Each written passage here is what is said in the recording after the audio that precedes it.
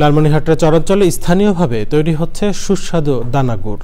ফেব্রুয়ারি থেকে মার্চ মাস পর্যন্ত আখ থেকে গুড় তৈরির কাজে ব্যস্ত সময় পার করেন কৃষক। মিজানুর রহমান মিজুর তথ্য ভিডিও চিত্রে রিপোর্ট করছেন আল মুকসিদ। এই ঈদে জামা জুতো অ্যাক্সেসরিজের ডিসকাউন্ট। প্রতি বছর সদর উপজেলার মোগলহাট এলাকায় ধরলা নদীর গর্ভে বিলীন হয় অনেক আবাদি জমি। পতিত বালুচরে অন্যান্য ফসল ফলানোর সুবিধা করতে না পারায় আখ চাষ করেন চর এলাকার কৃষক। কুশলের আমাদের ফলন বেশি আর অতিরিক্ত কুশলও ভালো হয়।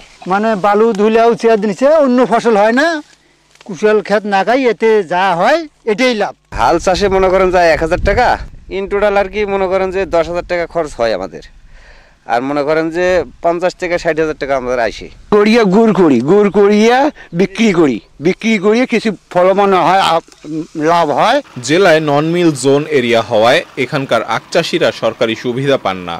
তবে উন্নত মানের মেশিন থাকলে কৃষক লাভবান হতো বলে জানান কৃষি কর্মকর্তা।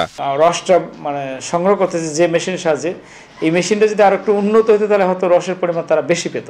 দিন দিন আখ একটা লাভজনক ফসলে পরিণত হচ্ছে। তো এখানে আমরা হয়তো আখ চাষিদের জন্য আলাদাভাবে আমাদের কোনো ওই রকম কোনো প্রকল্পও নেই, বা আমরা ওই ধরনের কোনো আমাদের প্রদর্শনী দেওয়ার হয়তো সুযোগ নেই, কিন্তু আমরা তাদেরকে উৎপাদন যে বিষয়ে যে আমাদের যে প্রযুক্তিগত সহায়তা সেটা আমরা দিচ্ছি। আখ চাষে সরকারি প্রণোদনা ও সুযোগ সুবিধা পেলে চাষিরা আরও লাভবান হবেন দাবি এ অঞ্চলের কৃষকের।